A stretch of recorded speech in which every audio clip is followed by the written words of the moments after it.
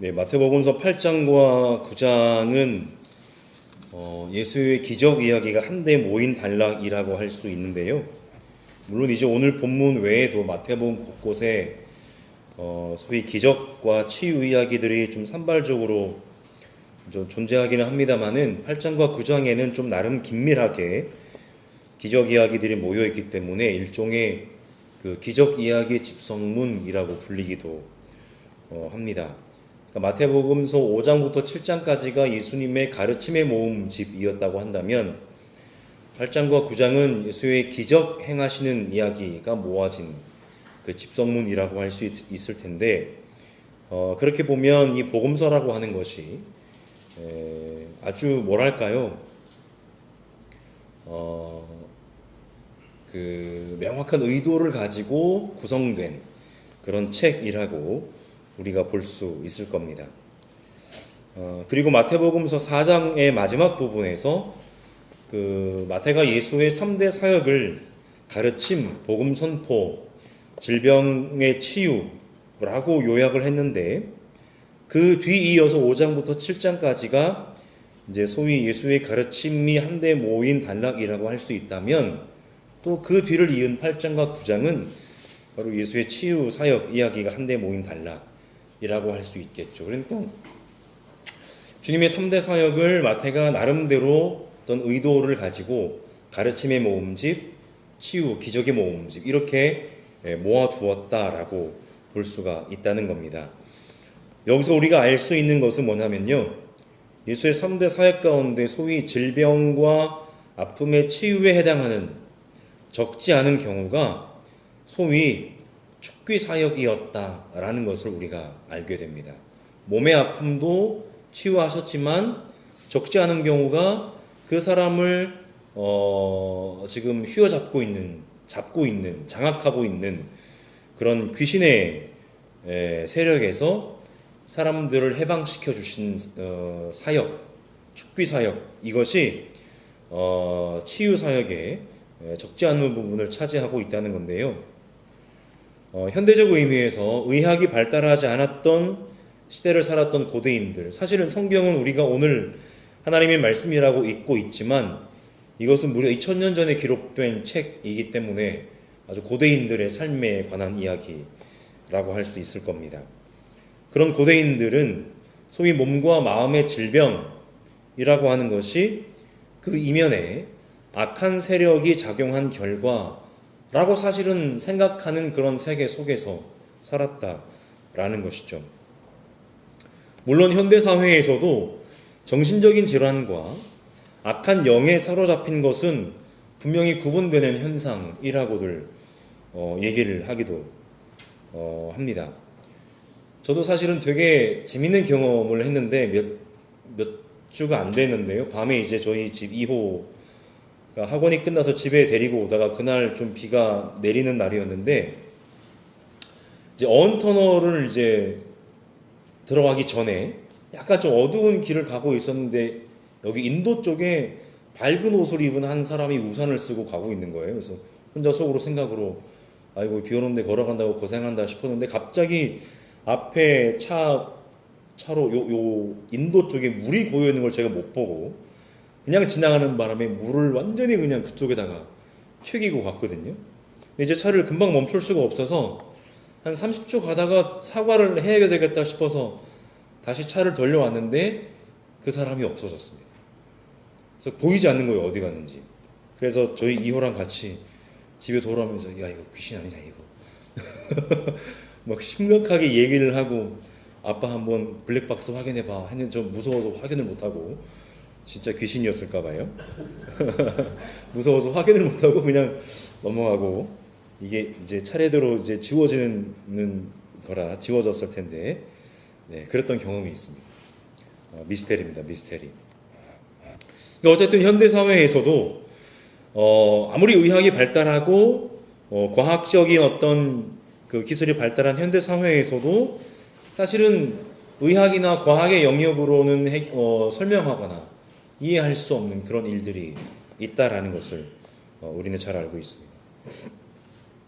그러니까 동시에 고대 사회에서 사람들이 그런 세계관 속에서 살다 보니까 모든 것을 악한 영에 사로잡혔다라고 설명하는 일 가운데 아마도 현대적 의미에서는 일종의 정신적 질환 혹은 마음의 어떤 아픔이라고 해야 될까요?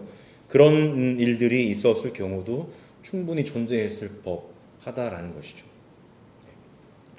그런 의미에서 오늘 본문의 이야기는 귀신 들린 두 사람에 관한 이야기이기도 하지만 어떻게 보면 이 이야기를 해석하는 방법에 따라서 해석함에 따라서 당시 로마 제국이라고 하는 강력한 통치 아래 살았던 이들의 아픈 현실에 대한 이야기라고 볼 수도 있다는 겁니다.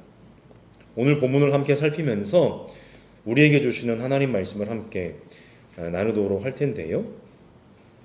먼저 늘 그렇듯이 오늘 본문의 이야기도 마태복음, 마가복음, 누가복음에 똑같이 기록되어 있는 이야기인데 역시 각 책마다 이야기 기술의 방법이나 내용이 또 어느 정도의 차이가 납니다. 그것이 대표적인 것이 바로 오늘 본문의 이야기가 일어난 장소인데요. 오늘 본문에 보시면 마태는 그 이야기가 가다라에서 일어났다라고 얘기를 하고 마가와 누가는 그 이야기가 거라사, 우리가 흔히 이제 거라사 광인 이야기 이렇게 많이 들어보셨잖아요. 거라사에서 일어났다라고 얘기를 합니다. 갈릴리 바다를 기준으로 보면 마태가 이야기하는 가다라는 갈릴리 바다에서 내륙 쪽으로 한 8km 정도 떨어져 있는 곳이라고 하고요. 물론 그때에도 행정구역이라고 해야 될까요? 그 구역에 따라서 중심지는 8km 정도 떨어졌지만 그 가다라 지역이 얹어리는 갈릴리 호수에 인접해 있었을 수도 있었겠지만은요. 그런데 더 이제 심한 것은 마가와 누가가 이야기하는 거라사는 갈릴리 바다에서부터 내륙 쪽으로 거의 50km 정도 떨어진 곳이라고 합니다. 그런데 이 이제 지리적인 배경은 이야기에서 많은 돼지떼가 비탈을 내리달아서 물속에 빠져들었다, 죽었다라는 이야기와 조금은 연관성이 많이 좀 부족해 보이죠. 그런 지리적 배경이라고 할 수 있습니다. 그래서 다양한 후대의 사본들은 이 지명을 게르게사라고 하는 지명이 아니었겠느냐라고 판단해서 그렇게 바꾸어서 읽었고, 고대 교부 가운데 오리게네스라고 하는 분도 이 게르게사라는 지명을 선호해서 인용했다고 하는데, 왜냐하면 이 게르게사라고 하는 지역은 가다라나 거라사와는 달리 해안에 인접해 있었던 지역이라고 합니다. 그러니까 오늘날처럼 이제 막 컴퓨터가 발달한 시대가 아니고, 그렇다고 이제 필기 도구가 아주 세밀하게 어떤 글씨를 쓸 수 있는 필기 도구가 있었던 것도 아니고, 어떻게 보느냐에 따라서 철자를 얼마든지 오해할 수도 있었던 고대 사회에서 이런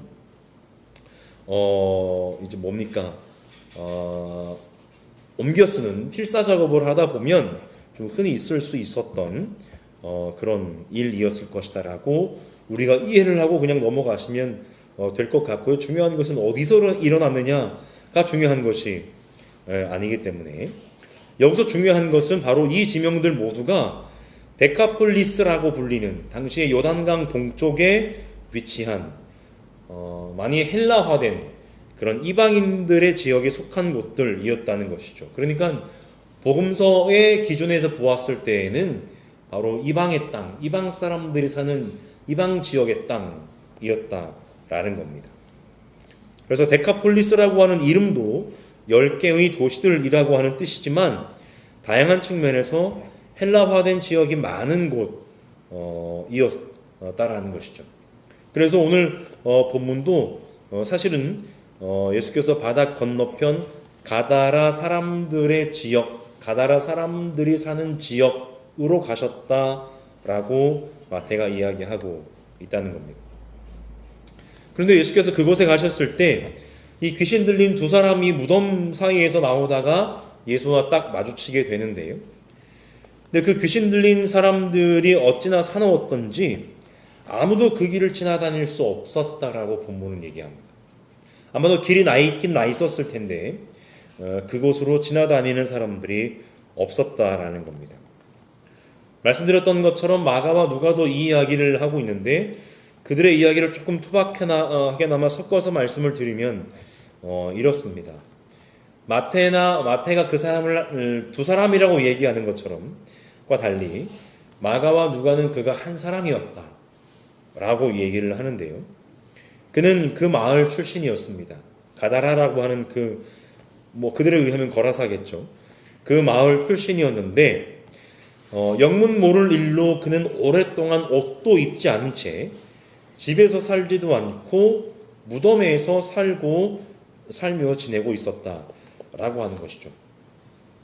그 당시 그 지역에는 무덤이 어떤 입구가 있었는데요. 예수님의 부활 이야기에서도 보실 수 있는 것처럼, 그러니까 오늘날 우리처럼 이렇게 봉분을 만들어 놓은 그런 무덤이 아니라 입구를 가지고 있는 그런 무덤이라서 그가 그 무덤에 살고 있었다라고 하는 이야기가 그렇게 이해될 수 있을 것 같습니다. 그리고 사람들이 그를 오랫동안 여러 번 그를 쇠고랑과 쇠사슬로 묶어두려고 했지만 그때마다 그는 쇠사슬과 쇠고랑을 끊고 부수고는 귀신에게 몰려서 광야로 뛰쳐나가고는 했다라고 하는 것이죠. 그리고 그는 밤낮 무덤 사이나 산속에 살면서 소리를 질러대면서, 그러니까 이 모습이 얼마나 공포스럽고 괴기하기까지 했겠습니까마는 산속에 살면서 소리를 질러대고 돌로 자기 몸에 상처를 내고는 했다라는 것이죠.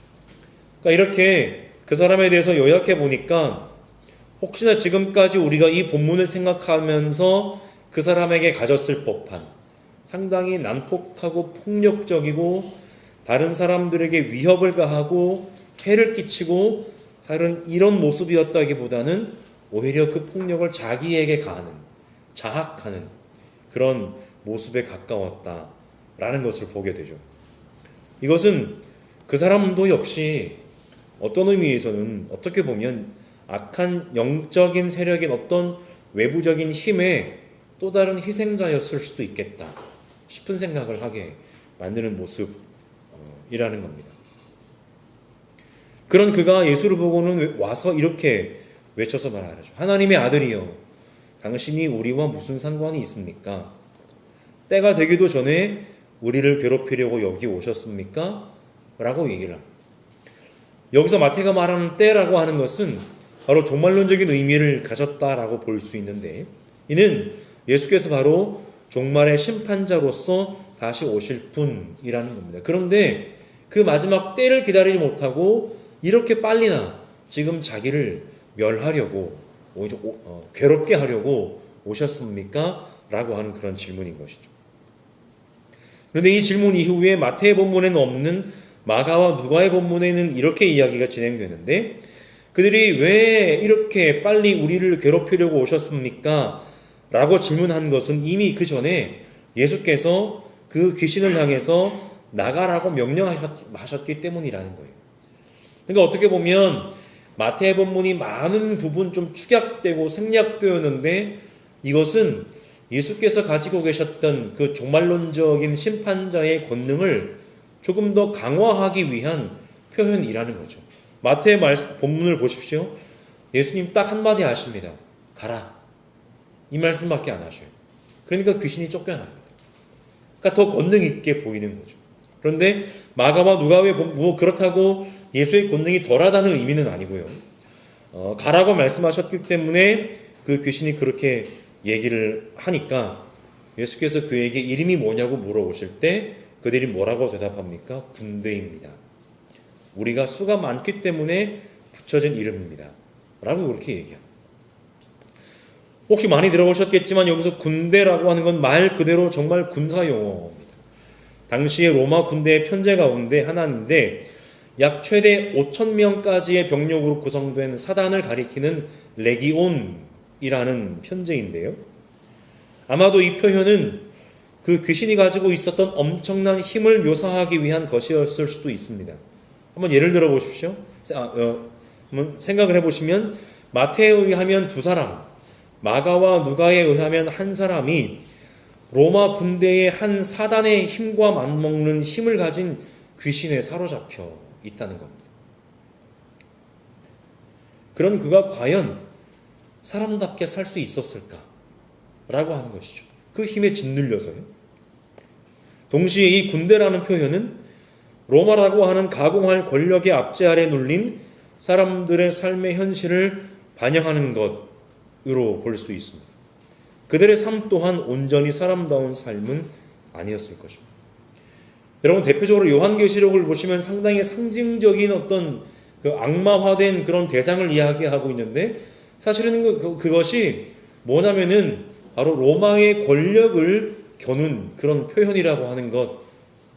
혹시 요한계시록을 배워보셨던 경험이 있으셨는지는 모르겠지만, 그러니까 성서의 기자들은 그런 묵시문학적인 표현을 통해서 현세의 삶의 악한 권력들을 향하여 그런 영적인 어떤 묘사를 통해서 그들을 비판하고 하나님의 이야기를 기록해 놓았다는 것을 우리가 알 수 있는데, 어떻게 보면 이 본문의 이 이야기도 사실은 그런 표현법 중에 하나라고 충분히 볼 법한 그런 이야기라는 겁니다.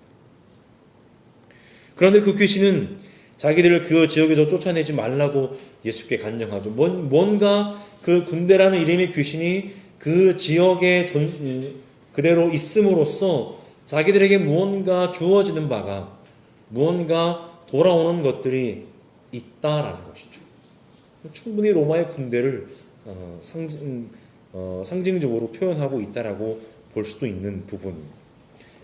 그래서 마침 그곳에서 멀리 떨어진 곳에 방목되던 큰 돼지떼가 있었는데, 귀신은 자기들을 그 돼지들 속으로 들어보내 달라고 간청을 하고 예수께서는 그들의 간청을 들어주시죠. 가라.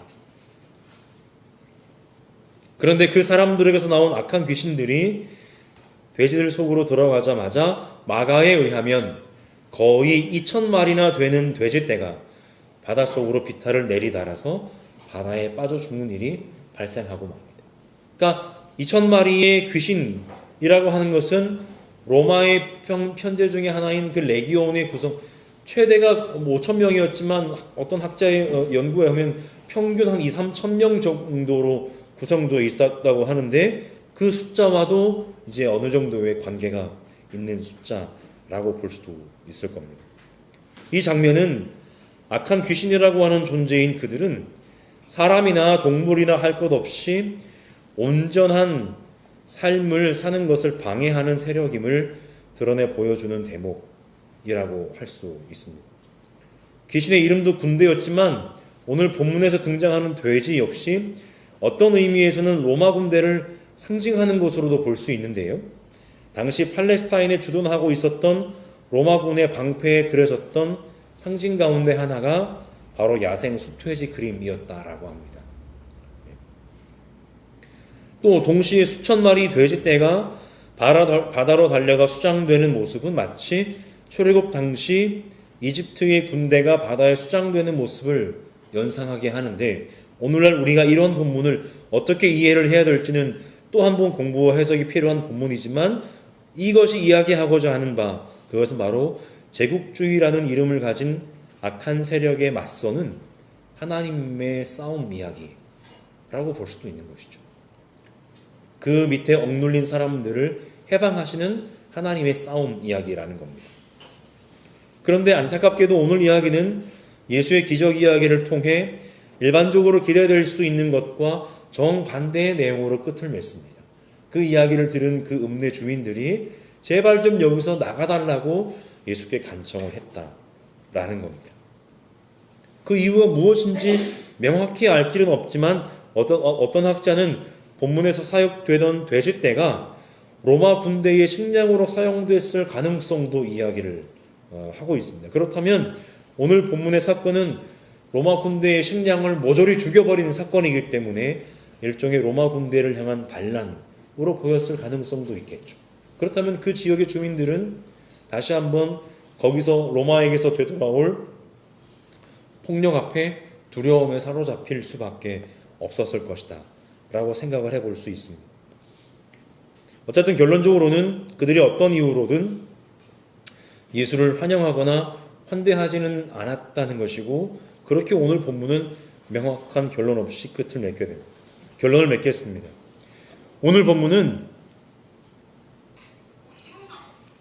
예수 공생의 주 무대인 갈릴리를 기준으로 해서요, 호수 건너편 이방인들의 땅인 데카폴리스의 한 지역에서 일어난 일입니다. 그곳에서 예수께서는 로마 군대의 한 편제에 해당하는 군대라는 이름의 귀신에 사로잡힌 한 사람 혹은 두 사람을 만나셨고, 그를 그 귀신의 힘으로부터 해방시키셨습니다. 마가와 누가의 이야기 결론에 의하면 그는 예수를 따라가고자 했습니다.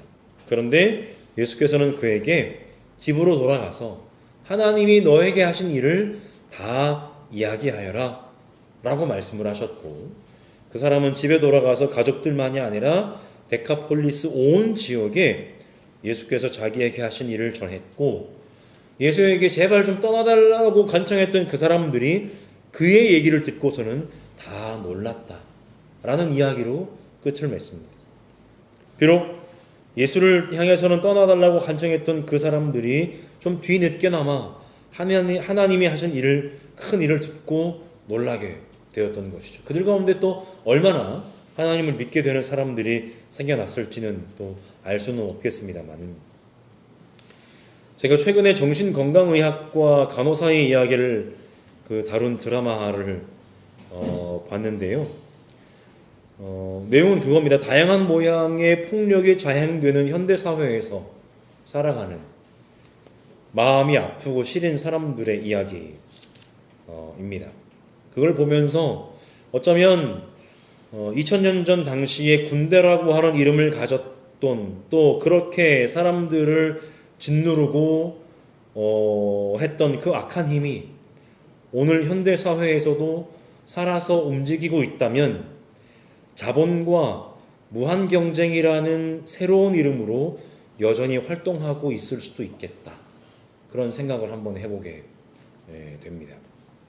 동시에 그런 군대라는 이름의 악한 세력의 힘이 작동하는 그 사회에서 약자들을 해방하시고 당신의 백성으로 부르시는 그 하나님의 역사는 오늘에도 자본과 무한경쟁이라는 이름의 악한 세력의 힘이 횡행하는 현대사회에서도 그 아래 짓눌린 이들을 구하시고 해방하시고 당신의 백성으로 부르시는 하나님의 역사로 계속되고 있지는 않은가? 아니, 계속되어 있다라고 이렇게 믿습니다. 그런 하나님의 역사가 오늘도 어느 한 구석에서 이루어져야 하고, 그것은 하나님의 교회가 감당해야 될 몫이라고 생각을 한번 해보게 됩니다. 추운 겨울마다 버릇처럼 드리는 말씀인 것 같아서 제 스스로도 부끄럽긴 한데, 어쨌든 이 추운 계절에 몸이 춥고 무엇보다 마음이 시린, 그래서 좀 조심스러운 표현입니다마는 자기 생각과 자기 마음과 자기 정신을 온전히 붙들고 살아가기가 힘겨운 우리의 이웃들에게 따뜻함을 나누어 줄 수 있는 우리 전주 보금자리 교회가 될 수 있기를, 또 이 땅에 주님의 몸된 교회들이 다들 될 수 있기를 간절히 소망합니다.